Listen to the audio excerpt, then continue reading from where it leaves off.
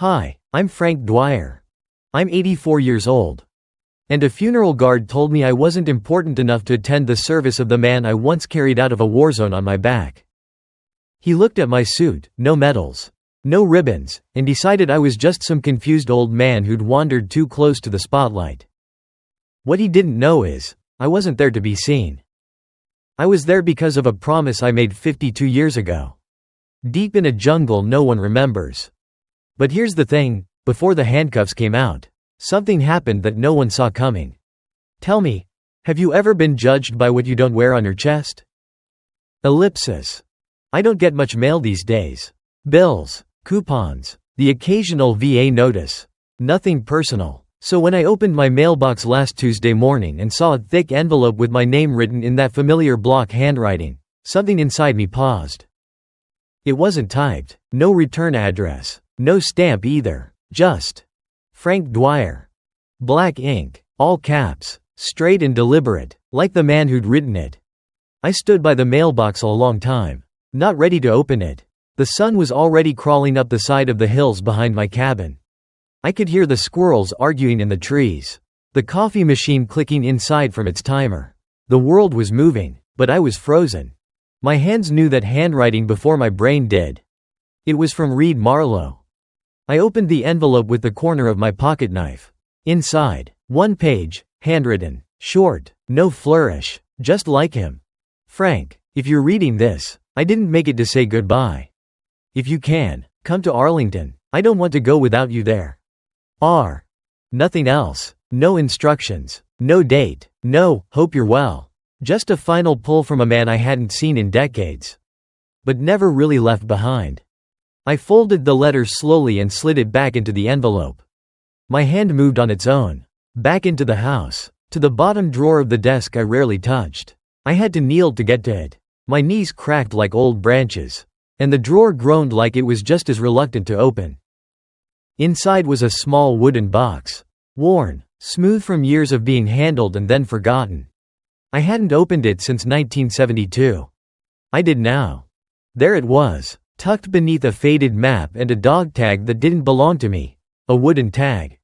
Charred on one side, with a series of carved numbers I'd memorized long ago. It was a piece of the radio crate we used to mark the LZ. The last LZ, the one that almost killed us. Reed had pulled it from the dirt and tossed it to me while we waited for the bird to come. Keep it, he said, if they ever forget us. This'll remind you that it was real. I held the tag now. Years hadn't dulled the burnt smell or the weight. For a moment, I stood in my living room, surrounded by quiet, then I reached for the coat I wore to church, which still smelled faintly of cedar and mothballs. I laid the letter in the inside pocket, the tag in the outer one. Didn't need to pack much. I'd only be gone a day. 2 at most. My truck's no beauty, but it runs like hell and the heater still works. I filled the tank at the Shell off Highway 9. Waved to Tom behind the counter. He's been asking me to fix his fence for 3 years now, and hit the road. I drove south, following the curve of the Shenandoah, past the small towns that still put flags out on every porch and know how to fold one without looking it up. The air smelled like leaf smoke and early frost. October in Virginia is sharp. The kind that makes your skin tighten and your bones whisper about things they've carried. I didn't think much on the drive. My head just floated, drifting between then and now. Between the man I was and the one I'd agreed to become after the war. Quiet, steady, useful, but never noticed. I stopped once in Winchester for a sandwich and coffee. Ate in the cab with the window cracked just enough to let the cold in. I watched people pass, young ones with headphones, old ones on walks. Nobody saw me. That's okay. I was good at that. Still am. By dusk, I reached the edge of Arlington National Cemetery. It was just as I remembered, rolling green hills, clean paths, rows and rows of white headstones standing like silent soldiers. The flags were already at half-mast. The main entrance loomed ahead. Guard post, white stone, 2 men in uniform, formal, unsmiling. My hands tightened on the steering wheel. I didn't have an invitation. No official record, no rank. But I had a promise. I pulled the truck to the side and turned off the engine. I stepped out into the evening air, which was cooler now, with a hint of rain to come. I adjusted my coat, made sure the letter was still tucked inside. I took the wooden tag from my pocket and ran my thumb across the burnt edge. Then I slipped it back in. And I walked. They didn't recognize me yet. Of course not. But one of them would. Eventually. What I didn't expect, what I couldn't have known, was who that guard would be. Ellipsis. I've stood at a lot of gates in my life. Some with guns pointed at me. Some that opened into places no one wanted to go. But this one, this clean, quiet entrance to Arlington, might have been the heaviest. There were 2 guards, younger than I expected, late 20s maybe, clean-shaven, shoes so polished you could see the clouds. One of them was checking a clipboard. The other just stood, arms crossed, eyes scanning like radar. I walked up slow. I didn't want trouble. Hell, I'd driven 6 hours just to keep a promise. Not make a scene. Afternoon, I said, voice calm. The one with the clipboard looked up. No smile. You with the Marlowe service? I nodded. Name? Frank Dwyer. He scanned the list. Once, twice, shook his head. Don't see you here, sir. I didn't come by invite. I said, I came by request. That earned me a look. Not friendly. The other guard stepped forward now. The one with the stiff shoulders and colder eyes. He wasn't holding anything, but he didn't need to. His presence was its own kind of weapon. You a family member? He asked. No. He raised an eyebrow. Military? Used to be. What branch? Classified. That one caught him off guard, just long enough for the edge in his tone to return sharper. Sir, this is a private funeral. Full honors. High security. We can't let anyone in without clearance. I understand, I said. I reached into my coat pocket and pulled out the wooden tag. Held it flat in my palm. Steady. This was given to me by Colonel Marlowe. Told me to bring it if he ever passed. The clipboard guard leaned in slightly. The other one didn't move. What is that? He asked. A piece of our past. I said, something we left behind, something he wanted me to remember. He didn't even look at it. Just took a small step closer. The air between us thinned. There's a public section of the cemetery up the hill. You can pay your respects there. But not here. Not today. I stood still. Let his words pass like wind. I've been called worse. Shut out of places that meant less. But something about this felt personal. Not just the gate. Not just the funeral. The guard's name tag caught my eye. Cole. I blinked once. Then again. The name hit like a cold wind off the Potomac. I'd carried a man named Cole once. Out of a jungle. Out of a firefight. He was bleeding and crying and no more than 20. I never forgot the weight of him. Never forgot the way he gripped my collar like it was the only thing left in the world. I looked closer now. He was older. Sure. Taller. Filled out. But the eyes? Same shape. Same haunted edge. Buried under years of trying to act tougher than he felt. It was him. I didn't say a word. Neither did he. Not because he didn't recognize me. But because he did. And he didn't want to. I'm not trying to disrupt anything. I said quietly. I just want to sit in the back. I won't speak. I won't stand. I just need to be there. Cole didn't budge. You're not authorized. If I let you in, it's my head. I understand, I said again. A few mourners were arriving now. Black cars pulling up. Quiet voices. Dark suits. One woman gave me a sympathetic look. Like I was a lost grandpa at the wrong church. Cole stepped closer. Real close now. I don't know what you're trying to pull, sir, but you're not part of this. You had your time. Whatever connection you think you had, it's over. His voice was soft, cold, controlled. But the words still cut. I wanted to speak, to remind him, to say, you bled on me. Or, you begged me not to leave you behind. But I didn't. Not because I couldn't. Because I wouldn't. Some truths don't need to be shouted. They sit in your bones. I tucked the tag back into my pocket.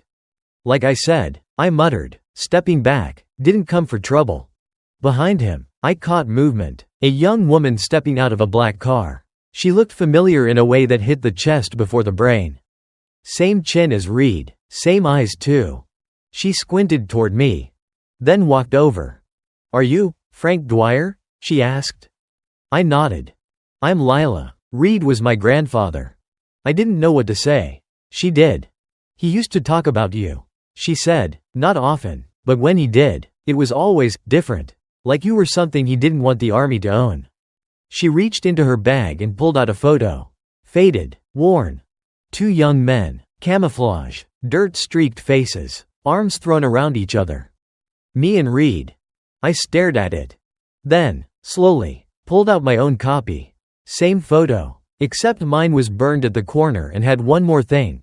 Reed's handwriting on the back. "For Frank, always." She touched the edge of the paper.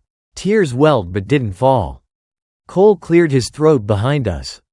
"Ma'am," he said, "you shouldn't be here."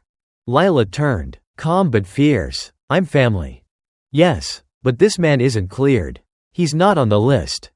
"He should be," she said. Cole's jaw tightened. "I'll ask you one last time. Please return to your car. Miss, and sir, if you don't leave now, we'll have to involve security." I took one last look at the gate. At Cole. Then at Lila. She wasn't going to fight him. And I wasn't going to put her in the middle of something she didn't understand. "I'll wait," I said quietly. Then I turned and stepped away from the gate. But just before I did, I felt something shift. A new pair of eyes. From farther back. Watching. Not judging, not ignoring. Just watching. And they recognized me. I could feel it. And that man, the one watching, he wasn't just anyone. He'd once stood beside me. Not behind me. And he was wearing 4 stars on his shoulders. Ellipsis. The man watching me from across the road wasn't in uniform. Not fully. He wore a dark overcoat. But underneath I caught the glint of brass. His posture gave it away. Ramrod straight. Chin tucked just enough to signal humility. But not submission. That kind of bearing doesn't come from a manual. It's earned. Etched into the spine by decades of leading men into fire and bringing most of them back. General Mitchell Crane. I hadn't seen him since '74. He had 2 stars back then. And a limp that said more about loyalty than any speech ever could. He didn't wave, didn't nod, just looked. And I saw it. That flicker. Recognition. Not just of my face. But of the weight I carried. He took a step forward. Cole noticed. "Sir," he said, stepping in front of me again. "I'm going to ask you one last time. You're disrupting a private ceremony. I have standing orders." I looked past him. Lila stood frozen a few yards back, eyes flicking between me and Crane. Cole's hand hovered near his radio. "I'm not disrupting anything," I said. "I'm standing still. You're the one making noise." I could feel the tension ripple through the air. Not loud, but deep. Like the kind of stillness before a thunderclap. Then Crane started walking. Slow, measured, no hurry, no drama, just inevitability. People turned as he passed. Some stood, some whispered. The weight of 4 stars doesn't just move through space, it bends it. Cole stiffened. Crane stopped a few feet away. "Frank," he said, voice low but clear, "you came." I told him I would. I replied. Crane turned to Cole. "Is there a problem here?" Cole cleared his throat. "General, sir, this man is not on the list. He has no ID. No rank. No authorization." Crane looked at him like he'd just stepped in something. "I authorized him," he said simply. "Sir, with respect." "No," Crane interrupted, "with respect, Lieutenant, you are speaking to a man who carried 12 bleeding soldiers, including me, through 3 miles of jungle under mortar fire. He didn't wait for orders. He didn't ask for medals. He just did it." Cole opened his mouth, closed it. I looked at the ground. "I didn't carry you," I muttered. Crane smiled. "Just a little. Sure you did. I was just too proud to remember it." Behind us, the murmurs started rising, mourners stepping out of the shade of the canopy. A man in a dark suit took off his hat. A colonel adjusted his tie. No one moved fast, but everyone was watching now. Crane gestured toward the gate. "You're coming in." I didn't move. Cole did. He stepped between us again, voice rising just enough to crack the formality. "General, with all due respect, this man could be anyone. We don't have proof. We don't even know if he's telling the truth." It wasn't anger in his voice. It was fear. Fear of being wrong, of losing control. I reached into my pocket. Pulled out the wooden tag. Held it up. "This is all the proof I've got," I said, "and the only one I ever needed." Crane's eyes locked on it. He didn't blink, didn't speak. Then he turned to Cole. "You know what that is?" Cole didn't answer. "I'll tell you," Crane said. "That tag was once part of a communications crate in Cambodia. It marked the landing zone for the evac bird. We didn't have flares. We didn't have radio. We had that." He looked back at me. "Reed kept his half until the day he died." Cole looked like he wanted to disappear. Not out of guilt, yet. But out of conflict. He stepped back, just slightly. I looked at Lila. She gave me a small nod. Her hand clutched the photo. And then, finally, I stepped through the gate. Inside, the world changed. The air felt heavier, the grass somehow greener, the quiet louder. I followed Crane. People moved aside without being asked. Not because of me, because of him. But they watched me. Whispers bloomed like wildfire. "That's him." "Is it really?" "No way. He's not even in the program." I didn't care. I wasn't here for them. I was here for Reed. We reached the front rows. Lila caught up and gestured to an open seat, right beside the family. I hesitated. Crane leaned in and said. He left a note, said if you came, you sit with us. That was his only request. So I sat. The folded flag hadn't been presented yet. The rifles hadn't fired. The chaplain hadn't spoken. But I'd already done what I came to do.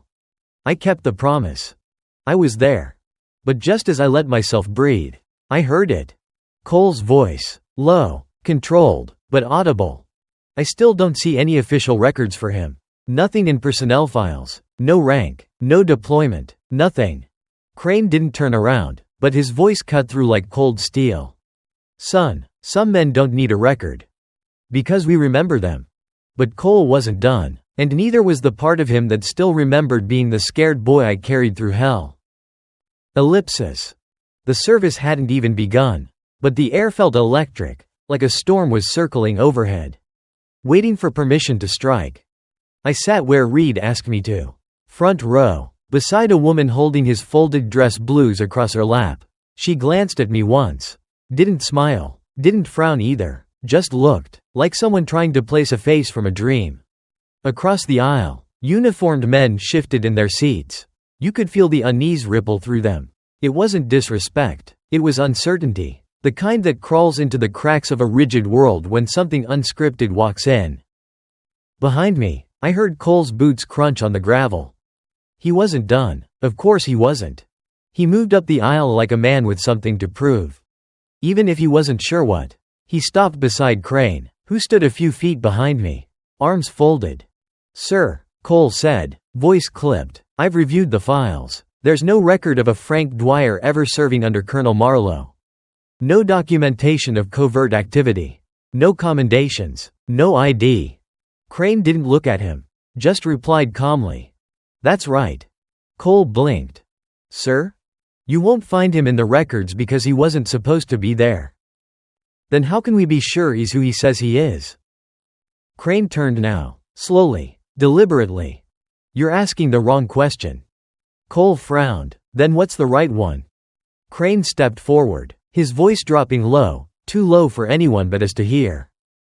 Why would a man lie to get into a funeral where no one even knows his name? Just to sit quietly and keep a promise? Cole had no answer. But I did.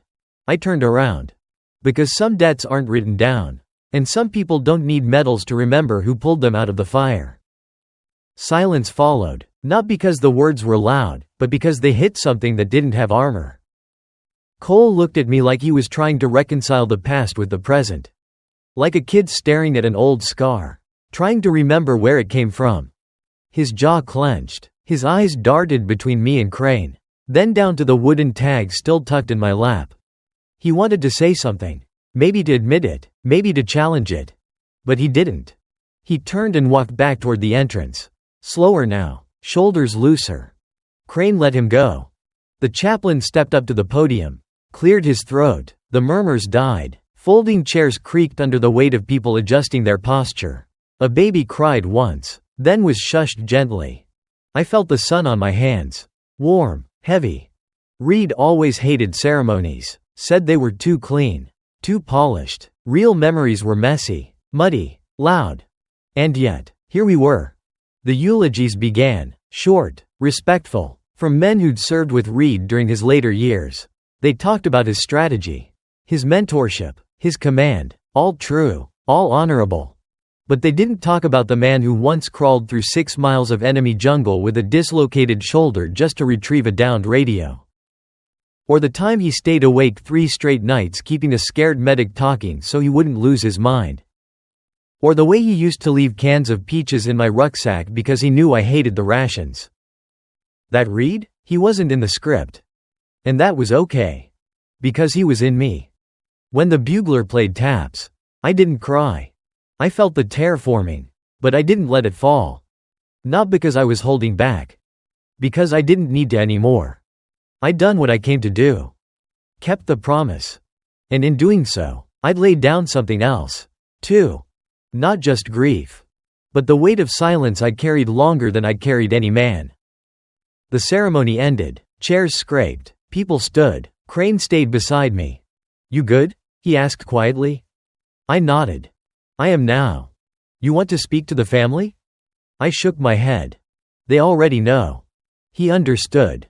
That's the thing about old soldiers. We don't waste words. But just as I turned to leave, I saw him again. Cole. Standing at a distance, alone now, watching. And something in his eyes wasn't hard anymore. It wasn't soft either.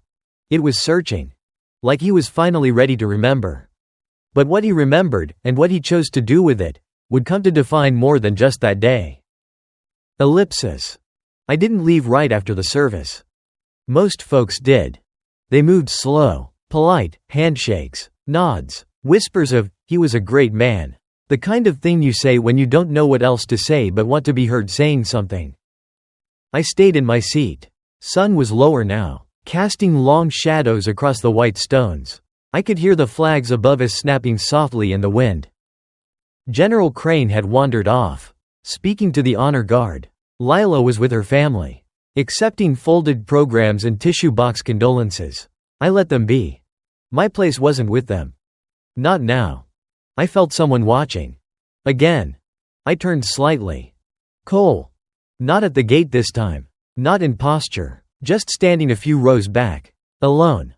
I watched him watching me. He looked like a man halfway through a decision he didn't know how to make. I waited. Let him come. He approached with slow steps. Careful, like I might vanish if he came too fast. He stopped a few feet away. Didn't say anything. Neither did I. It's strange how many conversations live in silence. Just being there says more than the words people choke on. Finally, he cleared his throat. "I wasn't sure," he said.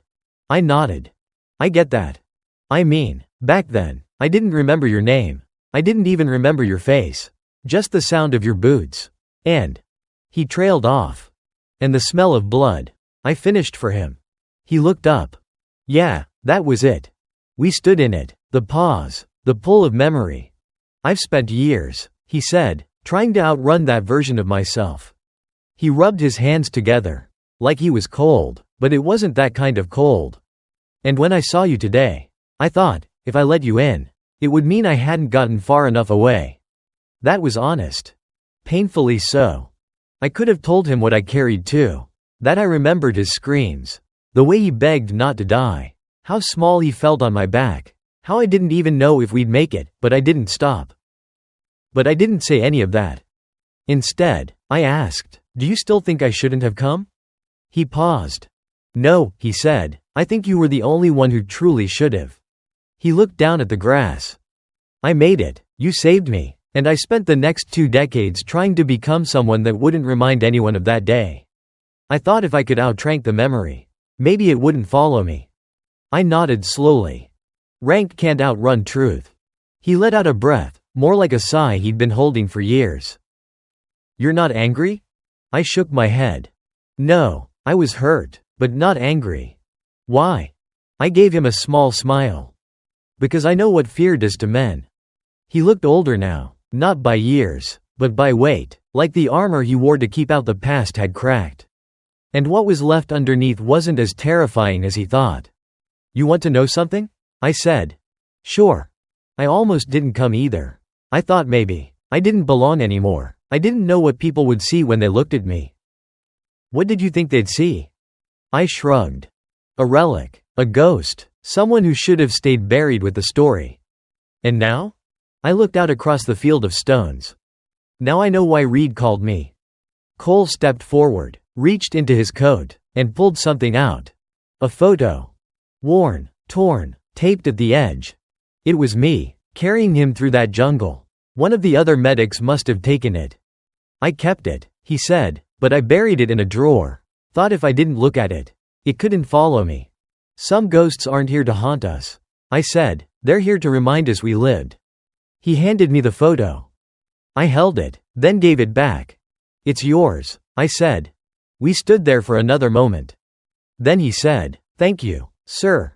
"Don't call me sir," I replied, "call me Frank." He nodded. And this time, when he stepped back, he didn't feel like someone running anymore. He felt like someone walking forward.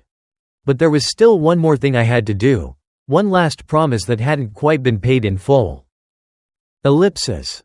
The lot was half empty by the time I left the service. The sky had shifted into that late afternoon haze, gold fading into blue. Shadows stretching like tired arms across the pavement. I took my time walking back to the truck. My knees didn't like downhill anymore. But I didn't rush them. Let him talk to me. They'd earned that right. I opened the door, sat down slow, and rested my hands on the steering wheel. Didn't start the engine. Instead, I just sat there and thought about the box under the seat. When Reed first wrote me, I almost tore the letter in half. Didn't want to open that door again. But I did, and inside it was a single line.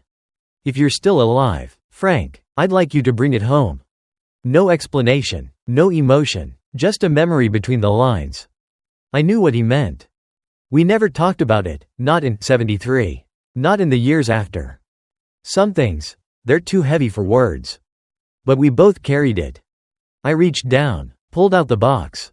A small wooden thing, sanded smooth, no lock, no hinges. Just a sliding top and a weight that felt heavier than it should have.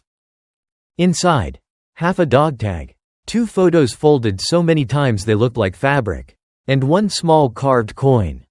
The coin wasn't real currency. It had no country, no year, no president.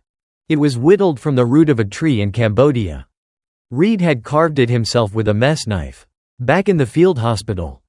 He said it was for Jesse Raines, a kid we didn't get back. Jesse was 19.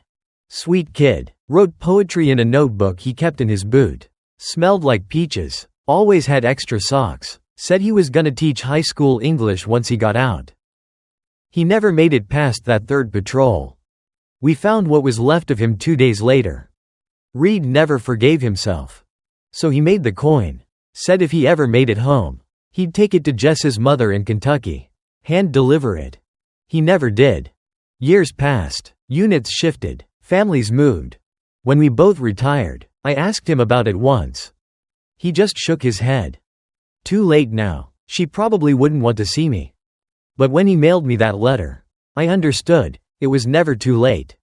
So that's why I didn't leave town after the funeral. I had one more stop. I asked around, old records, county clerks, a librarian who looked at me like I was crazy until I showed her the coin. Eventually I found her. Margaret Raines.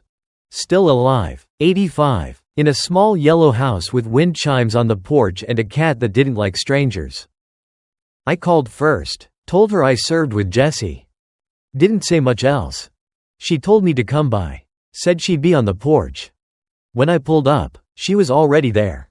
Thin, hands like paper, but her eyes? Still sharp, still searching. I stepped out, holding the box. She looked at it, then at me. "You brought something," she said. "Yes, ma'am."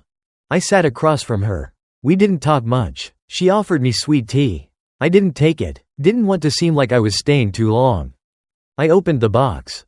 She stared at the coin, at the tag, at the pictures.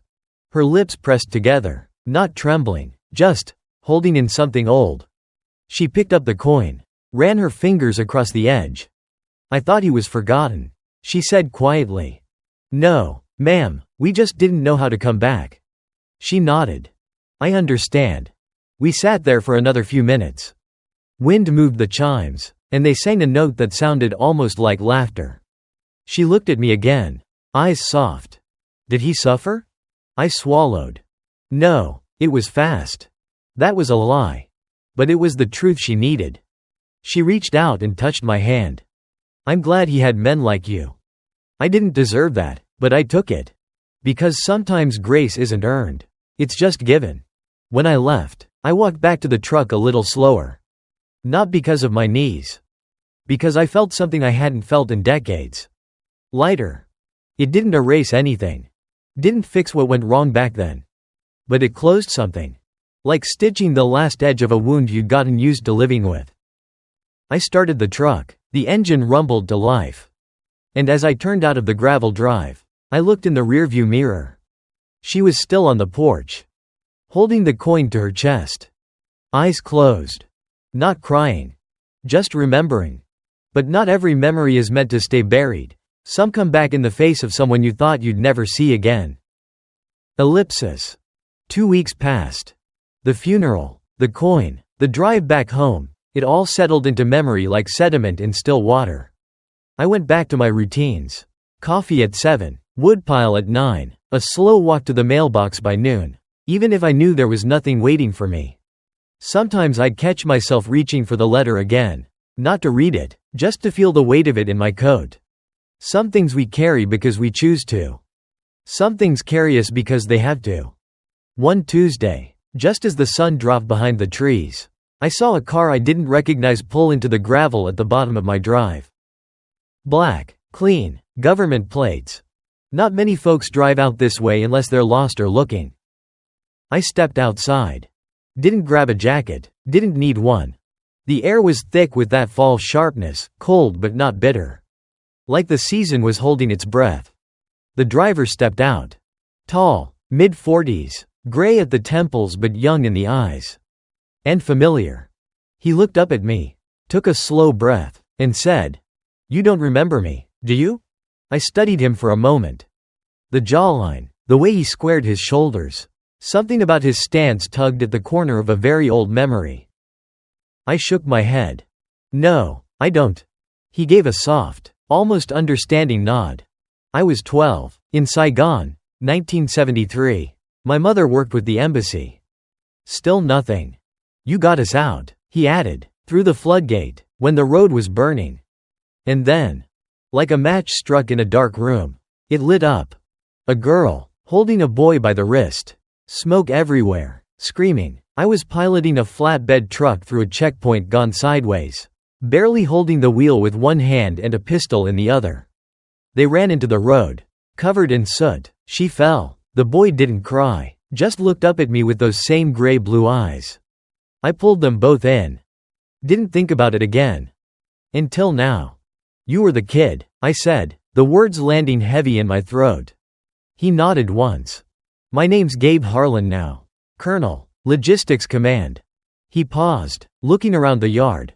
"I've been looking for you since the funeral." That caught me off guard. "Why?" He stepped closer. "Because you don't know what you started." He told me how after the funeral, word had spread, not just about Reed, but about me, about the story, the shepherd, the pin, the coin. Young officers, ones like Cole, had started asking questions, digging through old records, finding redacted missions, handwritten logs, mentions of unnamed medics and silent extractions. And they kept running into one phrase. Dwyer Protocol. Apparently Reed had named it after me. An informal method for what to do when a soldier went beyond duty, when they saved more than lives. When they saved faith. It was never made official, Gabe said, but it lived in the blood of certain teams. Passed down like folklore. He looked me in the eye. "I'm starting a training division. Real-world empathy. Situational judgment. We're building it off your story. Reed's, Jess's, all of it." I didn't know what to say. So I just said, "Why tell me?" He smiled. "Because you never asked to be remembered. But that doesn't mean you shouldn't be." Then he reached into his coat pocket and handed me a folded sheet of paper. On it, an outline. Miller Protocol, Draft 1. Except the name had a line through it. Below it, someone had handwritten, Dwyer Standard. I read the words. Didn't understand half the terminology. Didn't need to. I looked back up at Gabe. He stood straighter now, like he had when he first stepped out of the car. I want you to help shape it, he said, even just by being there. I chuckled. Son, I've been out of the game longer than you've been shaving. He grinned. And yet here you are, still teaching. That night, after he left, I didn't go inside right away. I stood in the doorway. Watched the wind move through the pines. And for the first time in a long time, I felt something I didn't expect. Useful. Not remembered, not thanked. Needed. But being needed again, it comes with a price. One that would bring a face from the past knocking on my door before sunrise. Ellipsis. The knock came before sunrise. 3 short taps. Then silence. No headlights in the drive. No tires on gravel. Whoever it was, they'd parked up the road and walked. I sat up in the chair by the window. I hadn't been sleeping, just listening. You learn to hear the silence before it shifts. I opened the door slowly. And there he was. Older than the last time I saw him. But not by much. Hair thinner. Eyes the same. Amber. Restless. Sharp. Jack Corbin. We stared at each other a long moment. He didn't ask to come in. I didn't invite him. You look like hell, he said finally. You still talk like a man who left the table before the check came. He smirked. I figured you'd say that. I leaned on the doorframe. You want coffee, or you want to fight? He laughed. Dry, hollow. Coffee. I think we passed the point where fighting fixes anything. In the kitchen, I filled 2 mugs. Black, no sugar. He didn't sit. He walked the room, like he was measuring the air. Hands in his pockets, shoulders hunched slightly, like guilt had started making a home in his posture. Then he stopped at the window. Looked out toward the trees. And said, without turning around, You told them about Cambodia. I nodded. I did. He turned back to me. Face unreadable. You told them about Jesse? Yes. He exhaled hard, jaw tightening. Did you tell them why he died? That froze me. I hadn't expected that. Jack, I said, voice low, what are you trying to say? He stepped closer. You told everyone we did everything we could. That we got ambushed. That we didn't have time to turn back. I nodded slowly. Because that's what happened. He looked at me, long, hard. Then pulled a crumpled paper from his jacket and slapped it on the table. It was a declassified transcript, half redacted. But I recognized the names. My name. His. And a phrase underlined in pen. Advance despite incomplete headcount. I felt it like a punch to the gut. That's not what it is. He cut me off. You knew Jesse was missing. But you said we had to move. I shook my head. That's not how it went down. He pointed at me now. Anger rising. You gave the order. You said the extraction window wouldn't wait. You said 1 man lost was better than 6 burned alive. I clenched my fists. I said what I had to. We were under fire. We had 5 minutes to evac and no map left. I didn't leave him. I chose to get the rest of you out alive. He dropped into the chair across from me. The anger was still there. But behind it, something else. Something worse. Pain. I've replayed that night 1,000 times. Frank, his face, his voice, that poem he always read about rivers and ghosts. And every time, I wonder if I should have gone back. You couldn't have, I said. But you could have stopped me from obeying. You could have knocked me down and said, no one gets left behind. Silence again. Just the creak of the wind through the beams. I sat across from him now. Looked at the man I'd once trusted with my life. And who had trusted me with his. You're right, I said. I gave that order. And I've hated myself for it every damn day. He blinked. I didn't say it to break you. No, I said, but maybe I needed to be broken. A long time ago. I reached down and pulled out the empty coin box, the one I'd left on the table after giving Jess's coin to his mother. He was never forgotten. Jack stared at the box. Then at me. "I came here," he said slowly, "because I needed to say it to your face. Not for revenge, not for absolution, just to say it. And now that you have?" He stood, drained the last of his coffee. "Now I know we both remember it the same way." He headed to the door, paused with his hand on the knob. "Gabe told me you're helping with the program." "Yeah," I said, "I am." He nodded once. "Good. They need to learn what the books won't teach." The door closed behind him. And for the first time since Cambodia, I felt it. Not forgiveness. Not peace. But truth. Raw, ugly, unshakable.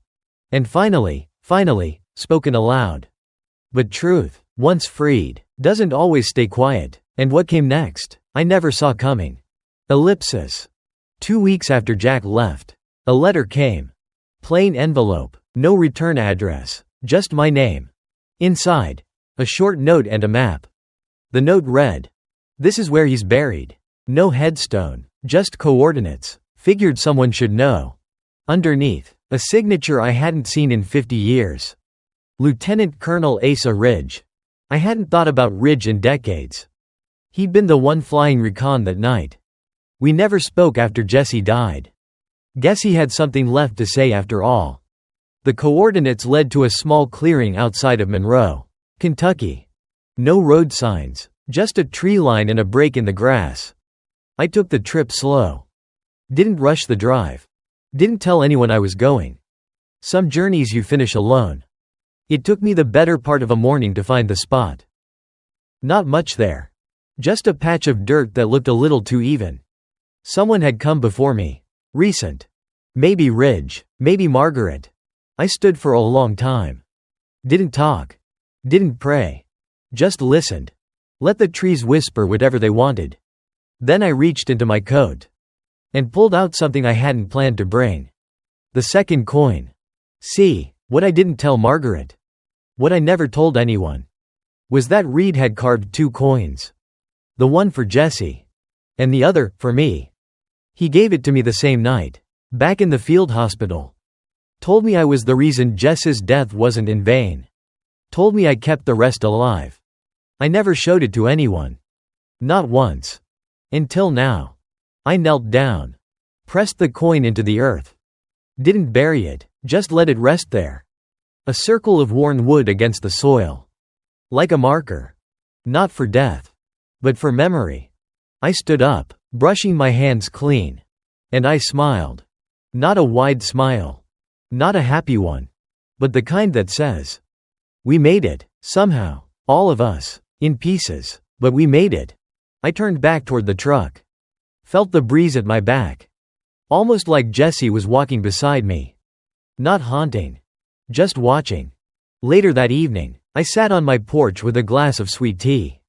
The sun dipped low, the sky bled orange into purple. I watched the horizon, thinking about all the men I buried. And the ones who carried me when I couldn't carry myself. Then I heard a car pull up. Not Gabe. Not Jack. It was a young officer. Maybe 30, uniform sharp, eyes kind. She stepped out, held out a thick binder. "I was told to bring this to you," she said, "final draft of the Dwyer Standard." I nodded, took it from her hands. She lingered. "Is it true?" she asked. "What they say about the shepherd?" I looked at her. And said, "Some truths don't wear uniforms." She saluted. I didn't return it. I just raised my glass and said, "Stay human, that's the only war worth winning." The next morning, I drove out before the sun rose. Didn't take anything but a jacket and a thermos. Didn't leave a note.